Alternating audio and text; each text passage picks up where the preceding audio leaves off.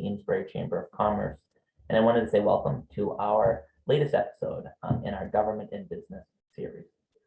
When COVID-19 hit, we had to move a lot of our programming online, and there was a silver lining to the development of these programs, and that is before we used to do a lot of these events in person, it was one of those situations where only people who attended our events could actually learn about some of the topics we discussed.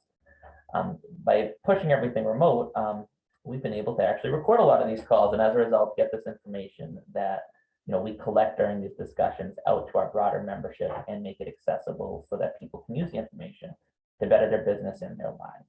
And so thank you for joining us for our program specifically focused on connecting our local, state, and federal officials with our business and residential community. Today, we worked with the team over at SERVPRO, Haverhill, and Newburyport to bring our state senator in for a discussion. So that's State Senator Diana DiZoglio, who is joining us today to not just give us an update on everything happening in the world of COVID, specifically in regard to how businesses are being impacted by state policy out of Beacon Hill, but also to learn a little bit more about what she is working on, because of course, it's not just COVID that's happening, and our government is doing a lot of neat things, and there are a lot of things that they can be doing to help support our business community. First, I'd really like to just thank Nuri Cardoza out of SERVPRO, because we couldn't have made this call possible today without her doing the legwork to help organize this. Nuri, thank you. Hi, my name is Nuri Cardoza, and I'm with SERVPRO of Haverhill and Newburyport.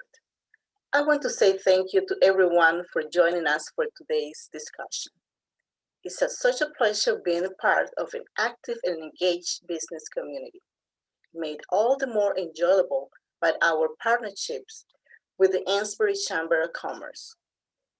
From fires to flooring, to mold remediation, to COVID-19 cleaning and disinfectant.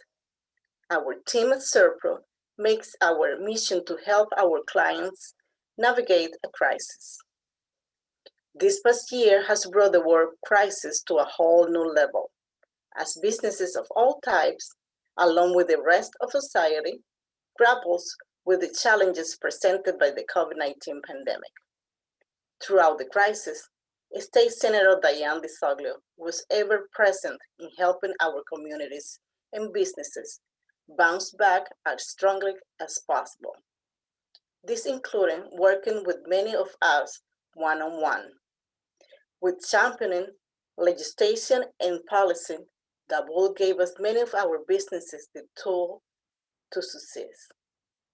Thank you to Senator DiZoglio for yet again making herself available to provide us with an update on the happenings of Beacon Hill, while answering any questions from those of us able to log in live for the event.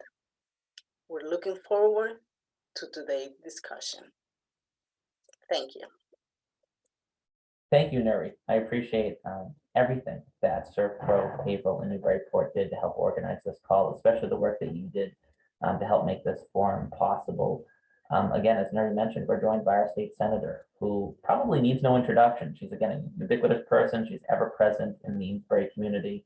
Whether it's a big event, small event, one-on-one, she is here and working on our behalf. And so, without further ado, Senator DiZoglio, thank you for joining us today. Hi, everybody. I'm Senator Diana DiZoglio. Thank you, Phil, for the very nice introduction, and great to be joined by all of your smiling faces who I know personally. Hoping to have a good discussion today and, just catch up on what's been going on in state government. As Phil was saying, it has been really, it's been quite the week. The governor did come out yesterday and announced that the state of emergency will be lifting shortly in the state of Massachusetts. And that came actually on the heels of our small business day of action and virtual rally that we hosted, which was a statewide virtual rally for businesses across the Commonwealth. During the discussion yesterday with small businesses from across the state, a lot of things were touched on that actually had a lot to do with the governor's announcement that we had no idea was actually occurring. It was kind of crazy because we had just gotten off of this call in which local restaurants from across Massachusetts, and in particular restaurants. We're really talking about what was going to happen. We're talking about what was going to happen at the end of the state of emergency once the governor had lifted, you know, the state of emergency, and the things that came up were things like cocktails to go, outdoor seating regulations, third-party delivery fees, and making sure that those things were extended beyond the state of emergency. We did a great job in this region of advocating to the point that eventually those things got passed up at the State House. Cocktails to go was something that this region led on, and local restaurants in our region actually presented to me, and I then carried up on Beacon Hill, and we ended up passing it.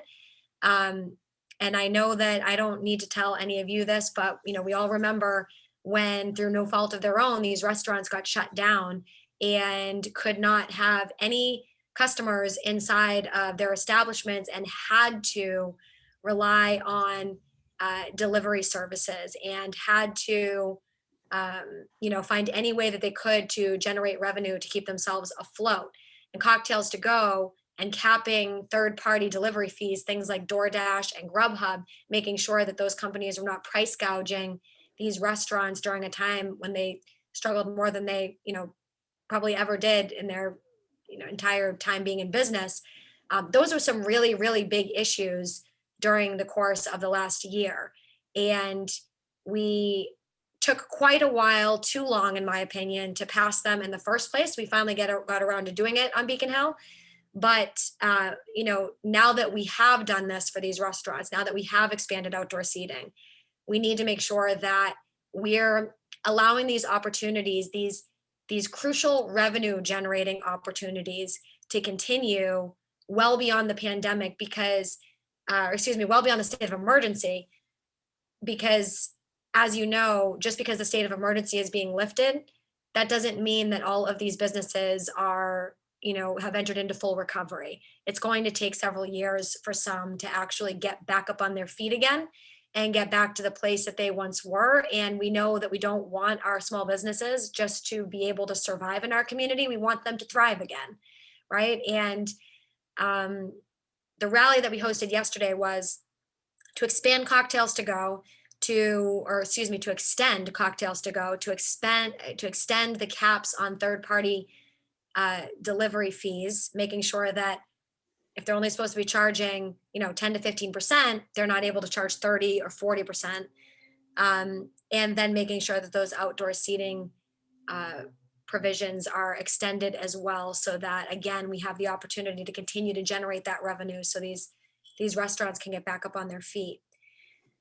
Aside from that, we talked about, and that needs to get done, by the way, just to put a cap on that needs to get done very, very quickly. The legislature passed on the opportunity to pass those provisions during the unemployment insurance debate. That was, I believe, 60 or so days ago. And, the debate was that we were not going to be seeing a lift on the state of emergency anytime soon. So there was no hurry. And here we are. Now we found out that the state of emergency is going to be lifted. We should have acted then. It didn't happen.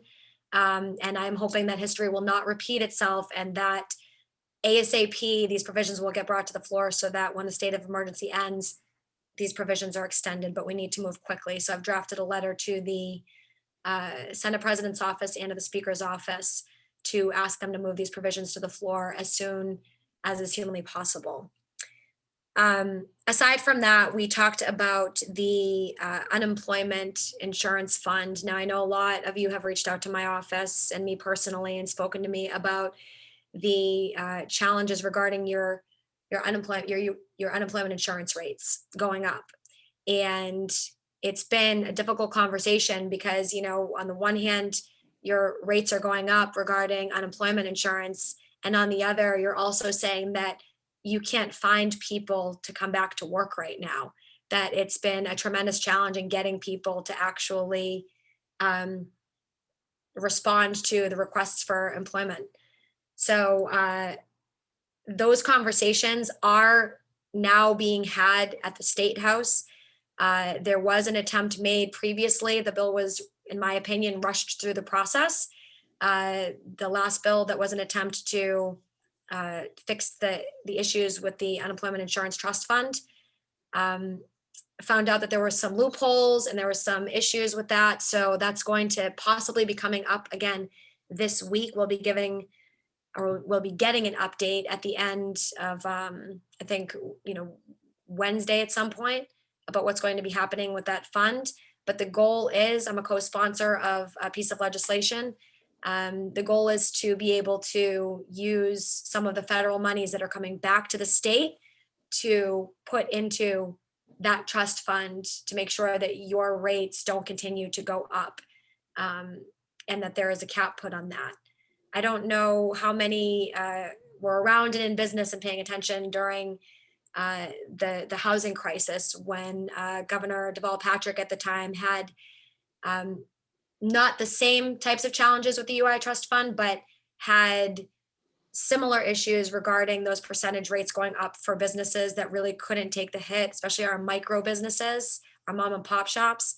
And he at that time had taken state revenue and put that into the trust fund to make sure that it balanced out so that the burden wasn't placed on small businesses who couldn't afford to pay those increased rates and those increased fees.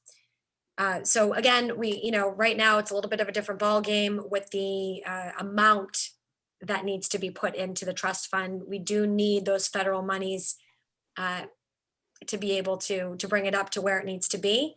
But hopefully we're going to be addressing that by the end of this week. And I will have an update for anybody who's interested in following up with me after this Thursday, when I'm imagining we should be taking this issue up again. Regarding people coming back to work, just to touch on that other portion, I had Attorney General Maura Healey into the lower part of my district. She had come that day to, I believe it was Methuen, Haverhill, and Lawrence. And when we went to Haverhill, we did a small business tour, and then we had a small business roundtable.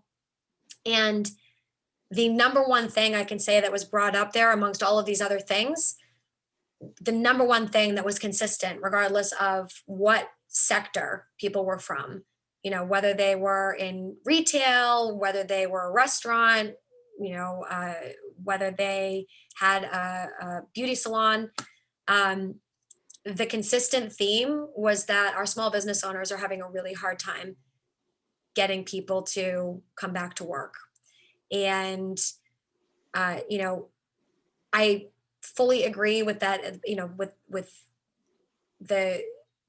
at the beginning of the pandemic, when it was very challenging for the state to process all of the unemployment insurance claims and to make sure that people were getting access to funds that they desperately needed after having been laid off during the pandemic, that those requirements to prove that they were searching for work, those did need to be waived at the beginning of the pandemic and throughout until, we got to a point where many of you are now saying you're in, where you're having a hard time getting people to come back to work.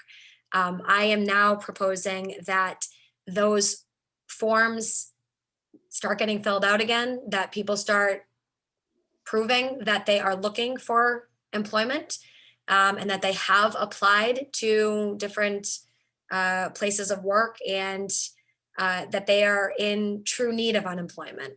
And that's not only something that benefits the small businesses, it's also something that benefits us as a whole here in Massachusetts, to make sure that the limited resources we do have right now are going to people that really need those resources. So we are going to be looking at all of these things in the coming days. I hope sooner than later. I will be pushing with all I have to get these things to the floor again as soon as is humanly possible. And like I said, we have a letter going around in the legislature right now asking for the leadership teams to bring up, especially these things that are going to be ending at the end of the state of emergency, to bring those things to the floor immediately. And with that, I will say, I think that was a pretty good synopsis of what's been going on over the course of the last week. But I do want to open it up for questions, comments, or what have you. And I will turn it back over to Phil to get the discussion going. Thanks, Phil. No, thank you, Senator. I mean, it's a lot to cover, so I really do appreciate you trying to grab every. It's been a long week already, and It's been a it's long year. Tuesday.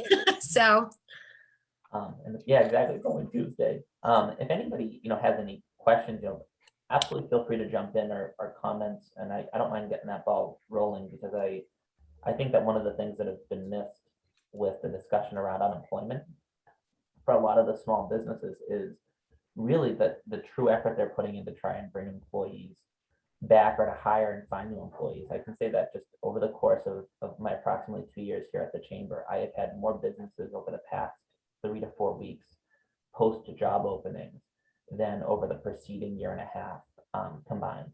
And they have these openings, and if you speak to them, they're saying they've increased, the salaries or wages that they're willing to offer to fill these roles. And a lot of them are entry level, so it's not an issue per se of skill.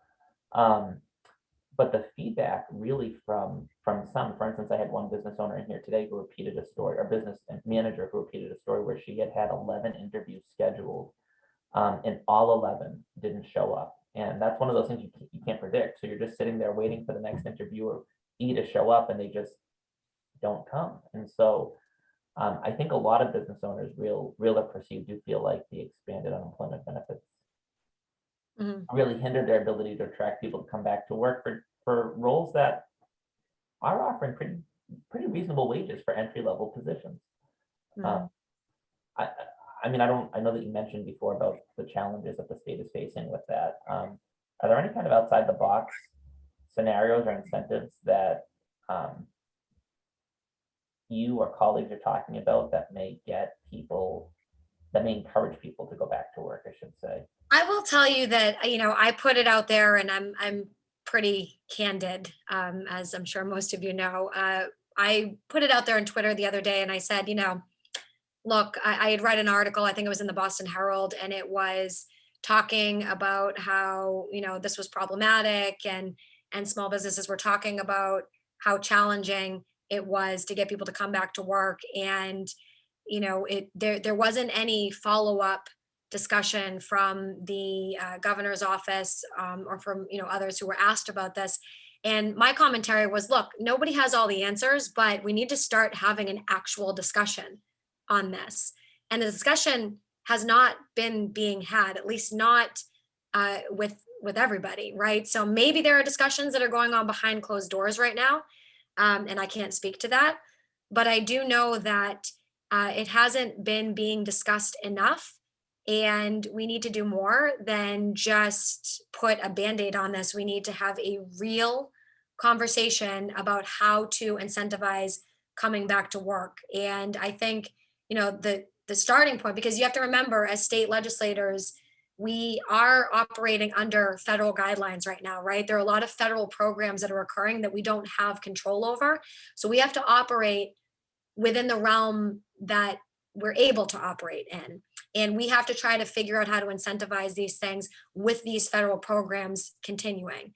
And, we can call on our congressional delegation and call our US senators and all of that, and talk to them about some of the things that they can be fighting for at the federal level. But at the state level, I think the simplest thing to do would be to get those forms, again, the proof that you are looking for work. That is a very simple step in the right direction. I think we could have taken a while back, and that we absolutely at this point should already be doing. I would say every day I hear from a small business owner who sends me a text of, with names redacted and all that stuff, but will show me conversations that they're having with people that are saying that they're not coming back to work. Even though they're saying, please come back to work. I'll give you, like we're saying, these incentives, I'll give you a raise. We'll do this. They're trying to work it out so they can get these people to come back in, and it's simply not working. So we really do need some accountability here on who really needs to continue to be on unemployment, and make sure that the people that really need that are able to access it, but that we have accountability in making sure that people who are able to work are trying to go back to work. So I think that that's the first step. And, you know, we can talk about other incentives along the way, and I welcome that conversation. But we haven't been having it enough yet up on Beacon Hill. And I'm hopeful that that will occur starting this week when we go back in for debate. And you've been really patient. I mean, we've had this conversation over the past several weeks, you and I, and I've been present where other business owners have spoken with you.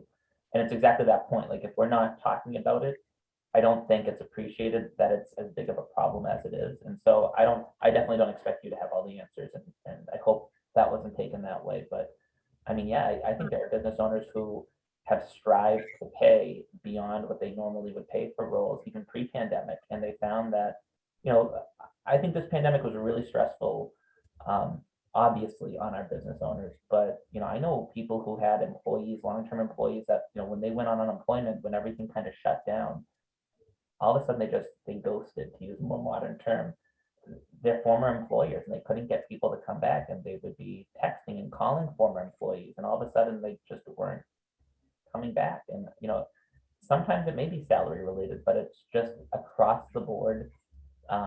You know, people have, again, they've increased salaries and wages that they're offering just to try to get people in the door, and it's been this type of challenge. And again, I think that you're pretty aware of this. I think anybody watching this, I think for business owners, it's important to know you're not in this boat alone. There's a lot of people experiencing this. It's not just you. But I also think for anyone who doesn't own a business, it's important to understand, like, that's the challenge right now. It's remarkable, like, how quickly that's changed. But if, you know, the average business owner I'm talking to, if you ask them what's the biggest challenge, it's finding employees, which is crazy, but it's ironic, and certainly I think helps put that unemployment conversation in context for people.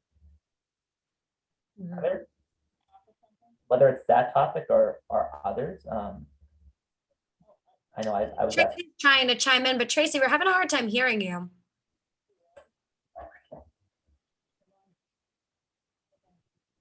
Tracy's trying to fix her. Yeah, we can hear you faintly in the background. I heard you talking, but it was so faint that we couldn't make out what you were saying. How about now? Oh, Perfect, loud and Okay. clear. Changed my microphone. So I have a couple of things to offer. You know, the human services sector is a little bit different, but we're faced with the same challenges. You know, we've had fear of getting COVID initially, right? With because we serve a vulnerable population, and there's a large chance of transmission and all that. And after we got past those obstacles, it was, you know, fighting the unemployment benefits that people were receiving. And we have had to do a couple of things strategically here. One of them was because we received funding from the state to cover staffing costs that we had to incur because our individuals that we serve couldn't go to their day programs anymore, and they had to stay in the group homes. Based on some formulas, we were able to actually increase our entry-level hourly rate to be more competitive. Once all this was going to end, we wanted to make sure we were on the forefront of recruiting. Mm-hmm. That's one thing we did. We also are implementing sign-on bonuses for direct support staff, which is, I'm not sure quite how we're budgeting for that or how we're, but that's not my area of expertise. So, and then at the state level, I believe, Senator, there's some conversations with our trade association that represents a lot of the human service providers for sign-on bonuses that are funded by the state. Am I correct in that? There's something going on. There are conversations that are being had, but like I said, it hasn't been had really, you know, on the floor or in the legislature overall enough to bring it to the floor. There have been recommendations that, you know, we read about that, you know, might be being floated out there. But when I say, you know, a conversation, I mean, when I say a real conversation, I mean a conversation on the floor, a conversation where we are actually looking at amendments and we're looking at actually doing something, legislatively speaking, to assist. But no, that's great to hear, Tracy, you know, just your perspective, just so that I can take that back. And Of course, the challenge is always going to be whatever is funded has to be funded on the backside, on the back end. Like, so what does that mean? Tax increases, right? I mean, how do we pay for it all? mhm. Yeah, that's so this is the conversation that we've been having with the feds is, the unemployment benefits are continuing. The governor has announced no plan to change that, and we are still operating under the governor's purview. June 15th, hopefully the legislative leadership will allow for these things to come to the floor before June 15th, well before it. I'm hoping for this week. I'm pushing for this week. But we know that the governor has said that, those benefits are going to continue. The federal programs are going to continue. So our job as legislators in the meantime, while we remain under this state of emergency and while we remain under executive authority, I think is to try to, again, implement some of the things that you're talking about, but make sure that first and foremost, like what I said previously, I mean, we need people to start proving that they are applying for jobs, because we know that these job opportunities exist, and that it's not that there are not job opportunities, it's that it's trying to get people to come back. So I think that accountability, the legislature can do something. We can't do everything right now because of this executive authority and continued state of emergency for the next couple of weeks. But what we can do, Benjamin Franklin, do what you can where you are with what you have. What Yes. we can do is we can start implementing these accountability measures this week to make sure that we're getting on track. And then in the coming weeks, remain hopeful that the governor, his administration, and the feds will continue to engage with us and find a path forward. Mhm. Thank you. This can't continue to go on.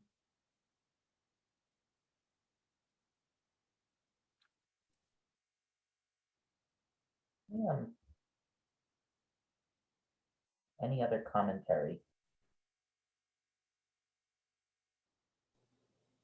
All right, I'll jump in for a quick second. As a small business owner, I don't have the funding or the capital to offer sign-on bonuses or anything like that. Plus, personally, I think that would be, unfair to the people that have come back and the people that have stayed here throughout, or, the minute I said, okay, we're going to open up next week back to normal hours, whatever, we're like, okay, I'm in. So if I was going to hand out a bonus, it would be to those folks that have stuck around. Good point. So, I mean, I think that's fair. I mean, personally, that's how I would feel about it. But I'm not a big corporation. I'm just me. And so, so as the business we are, we do kind of go through the ebbs and flows of needing staff. And so I haven't really, I do need staff right now. And I don't have a lot to choose from, because I feel like people get to be picky about where they want to work right now. Mhm. Is the other problem. There are so many jobs out there. So I mean, for me personally, I'm just going to stay the course. It always ends up working out in the end. But I think we also need to consider the fact that I personally wouldn't suggest that we offer sign-on bonuses for that type of thing. I would more lean towards giving a bonus to the people that have already been here. So that's just my 2 cents. Mm-hmm. Yeah. Again, I appreciate hearing that from you, Antoinette. I think a lot of small business owners have expressed, a lot of small business owners that I've spoken with have expressed the same. And again, I think it's certainly challenging right now in the legislature regarding here, we're hearing these things, but still operating under the executive authority, right? So I've said this before, I actually filed an amendment to the budget limiting the governor's executive authorities, and was planning on pushing that during the budget debate next week to require legislative approval for the governor to continue with these executive powers unchecked. but as we've found out, the state of emergency is going to be ending on June 15th. But essentially our role for the last several months, last year, has been drafting letters to the governor asking him to, please reconsider his positions, please speak with our small business owners, please speak with our nonprofits, please speak with those who are struggling and expressing concerns over the unilateral decision making that has occurred over the last year or so. And I think, we have a couple weeks left here of operating under this umbrella. And I think that the conversation is going to be shifting.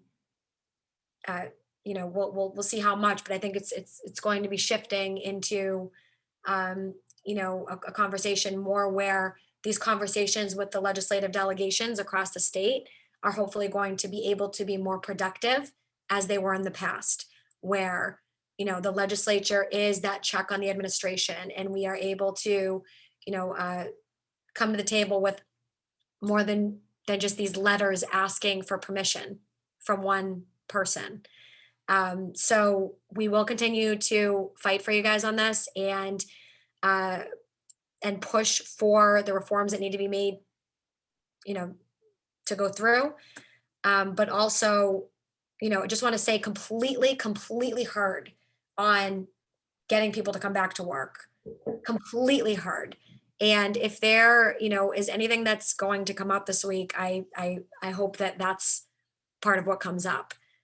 Because again, it doesn't matter who I speak with that runs a small business or runs a nonprofit.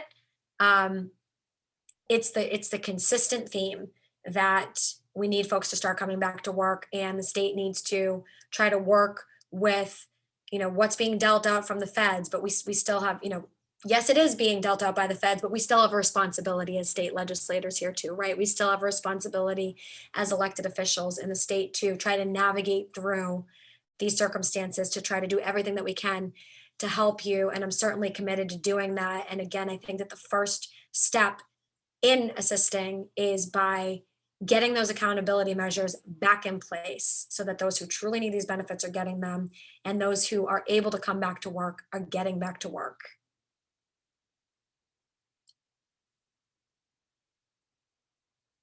So Senator, I have had you on several times. You've attended in-person events. We always spend a lot of time talking about COVID because for our businesses, it's like everything, actually just as people, as parents, as humans, every conversation is built around that.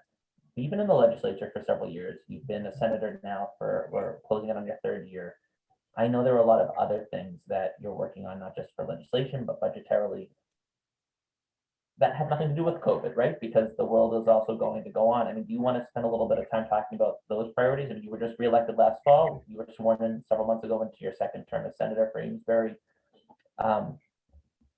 I can give you a little break from talking about COVID and talk about what are your priorities as you. We'll stay on the. Thank you, Phil. I appreciate that. We'll stay on the theme. I think we'll get off COVID and we'll maybe move on to some other things, but keeping on the theme of small businesses and helping our local communities with economic development. Just because this is we're with the chamber right now and chamber folks, so I think that we should keep it pertinent to the conversation. But I think. Mass makers, the Mass Makers Act that I, along with my staff had drafted at the beginning of my first term in the Senate as small business chair, that bill, portions of that bill, I should say, did make their way through the Senate, but didn't make it all the way through the House in order to land on the governor's desk for final approval. And for anybody who's not familiar with the Mass Makers Act, the Mass Makers Act included provisions that would designate small businesses in Massachusetts as mass makers, Massachusetts makers. And it would designate their products as mass made products. Now, if you go to other states, I think Maine is the easiest example. They'll have a little logo on their products that say Maine made. And I think, in Massachusetts, this is something very simple that we can do just to let people know that they're shopping local. And it's something that, we have the Love My Local MA. I think that that's great. And I think that's been, successful for what it is. I think to go a step beyond that, to designate mass-made products publicly and transparently, I think that that would go a long way in helping us to shop local, like I know we all want to do, right? I think a lot of times we will be searching for things on the internet that we need because we don't have time to go out and go to these small mom and pop retail stores. And another part of the Mass Makers Act was to allow for a website to be developed that would have a search engine as part of it, where you could type in what you needed and it would be for mass makers only who had products, coming from Massachusetts. And you would be able to go onto that website and type in what you needed and a list of places that you could shop, or a list of, where you could find that. Let's say you needed a chair, right? Let's say you have a restaurant and you're looking for chairs for your tables in your restaurant. You'd be able to go on the Mass Makers website and type in restaurant seating, chairs, and a list would pop up of where you could find some chairs for your restaurant from local businesses, small businesses in Massachusetts, and you could even narrow it down to different regions. So that was all part of that bill. And while those provisions, most of them did get adopted in the Senate, like I said, they didn't make it all the way across the finish line. They actually got cut out during conference committee, which is when the House and the Senate enter into negotiations. They got cut out during that process and didn't make it to the governor's desk. So we continue to fight for those things, and we'll continue to advocate for those things. I have refiled the Mass Makers Act. And another thing that's part of that is the Office of Mass Main Streets. And I know that Phil has been a huge champion on that as a local chamber president. And he's been joined by several local chamber presidents in the region. Having an office of Main Streets, or a Mass Main Streets office, would greatly assist in promoting economic development downtown by being a touch point for cities and towns and community development officials and small businesses to have somebody to, it would be a place where people locally could reach out to somebody and get questions answered and, find out where there is real estate available or a place to rent a space, simple things like that, in the hopes of developing main streets across the Commonwealth. So we know, in the city of Amesbury, we think about downtown, right? You think about Friend Street. You think about that whole area down there. City of Amesbury, alongside of the chamber, has done a phenomenal job with that downtown area. I can say, and I've said this before, but I'm going to say it again. Amesbury, I think, has the most ribbon cuttings out of any city and town that I represent. And, all the other places are doing great jobs as well, but I feel like Amesbury really is the place where the most ribbon cuttings are happening. And those businesses are not just starting up, they are continuing on. We have 1-year celebrations, and then I go to 5-year celebrations and 10-year celebrations. It's happening constantly. And there's really just a great vibe when you're walking around in the downtown area. I think that Amesbury is a model community for the rest of the state. And when I talk to Amesbury leaders about, what would be helpful, including your chamber president, what would be helpful in even taking it to the next level, it's having an office of Main Streets where additional resources could be tapped into and, programs could be facilitated through. We had the Office of Tourism Secretary on the other day, and I remember jumping onto that Zoom call that the chamber hosted and hearing about the different grant opportunities that were happening. And that was great to have the secretary on the call to be able to share that information with everybody. But if there was an Office of Main Streets, there would be a centralized location for all of those grant opportunities and programs and ways to improve tourism and bringing people into the region. Those things would be centralized for easier access for our small business owners and for our local officials to be able to have a one-stop shop, go to one agency and be able to get all of those resources rather than having to go to the Secretary of Tourism, the Secretary of Labor and Workforce Development, the Secretary of Economic Development. Would be able to pool all of those resources together in that one-stop shop and make things easier for you folks. So I do continue to push for that as well. And those things will be coming up for hearings very soon. I will let Phil know, of course, to spread the word if you'd like to come on and testify in favor of the Mass Makers Act and all the provisions in it. That would be great. I'd appreciate it. And hopefully we'll get it across the finish line this time. Senator, if I might, I think you head in the right direction, because if there's one thing that I've learned from the companies that we work with here is that we had those that died and those that tried to stay the same and weren't going to be flexible and adaptive are gone. And those that adapted and changed their business models and, are selling differently, are producing product differently, those are the survivors. And, it's really surviving out of innovation, and hopefully, local government, state government will continue to innovate in similar ways to, make businesses even more successful. I love your Makers Act idea. So cut the sales tax, state sales tax on products made here or something.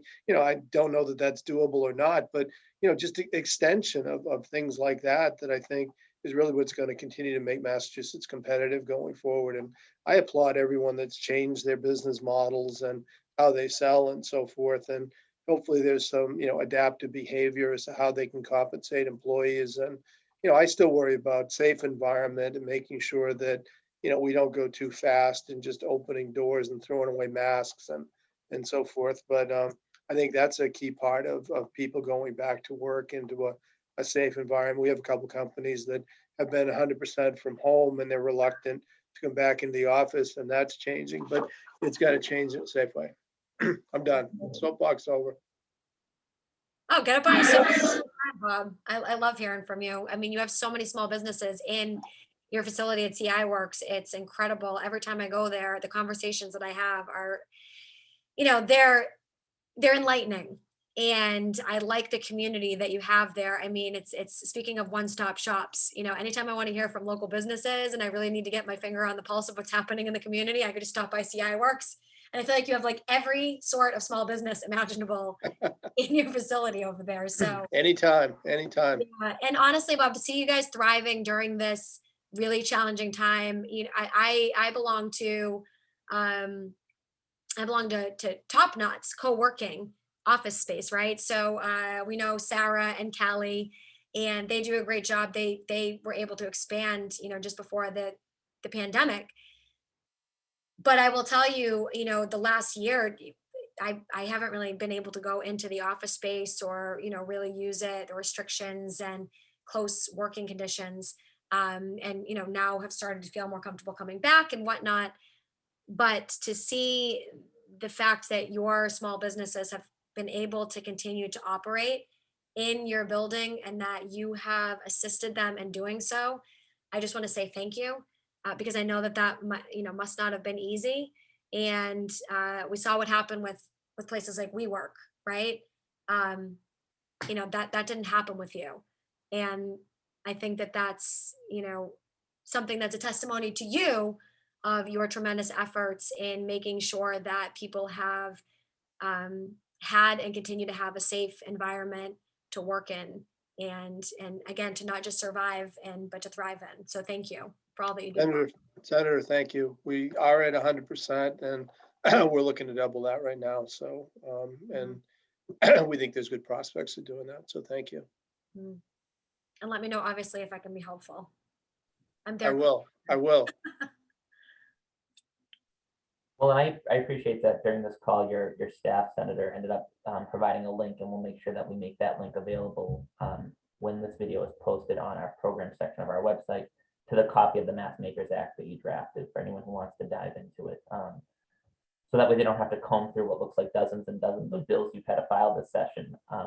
We also have summaries available as well for anybody that's not, excited in reading all the legalese. But yeah, we have summaries, and of course, I'm always happy to chat if anybody wants to speak further or, request that some amendments be made to, make what I think is a great bill even better. I think there's always room for improvement, right? We put something forward, we stimulate the conversation, we get the conversation started, people get excited about the conversation, they start adding in their ideas, and we're able to make good bills even better. So I welcome that opportunity for anybody that wants to look through it and reach out and make recommendations. Yeah, so I will link to any of those summaries. So Andrew, send us any links or send me some links, even to PDFs, and I can load them up onto the chamber's, Google Drive, so that way we can access the PDFs. Because people do find it helpful. I mean, there are a lot of questions people have. I mean, there are a lot of different, there's a lot of different state programs. PACE comes to mind. I know that, for instance, Bob, again at CI Works, he's going to be one of the, I think technically actually we're the first business owner in Amesbury who's trying to access the PACE program. And I don't know if there's Actually, I think my first initiative that I worked on with Amesbury small businesses was Bob came to me when I first got elected. He educated me real quickly on the need for the PACE program to get enacted, told me about the loopholes in the law that existed that were preventing the PACE program from actually getting enacted. And we were able to fix it in the first, within the first couple of months. And, that was due to our communication with Bob and others who took the time out to let us know what was going on. A lot of people think that, or I should say, I know a lot of people think that once you get elected, you all of a sudden become a genius in all these issues, right? But I'm here to tell you that's not the case. So we do rely heavily on the conversations with community members who have expertise in, different subject matters, and we rely heavily on those who have firsthand experience and can educate us about where those gaps in the system exist. And yes, I will say the reason why we were able to pass those changes regarding the PACE program, those came right from the Amesbury community, right from Bob, so and his team over there. So now we have statewide access for commercial businesses to be able to participate in that program and go green. And it's cost savings as well if that program is implemented. So we have the conversations with the Amesbury community to thank for that. All again, just to say, please, please, please, if you want to discuss anything with me or my staff and make some recommendations about things that you feel might be beneficial to our community as a whole, or some gaps that you see in the system that you think need to be addressed swiftly, please feel free to give me a call.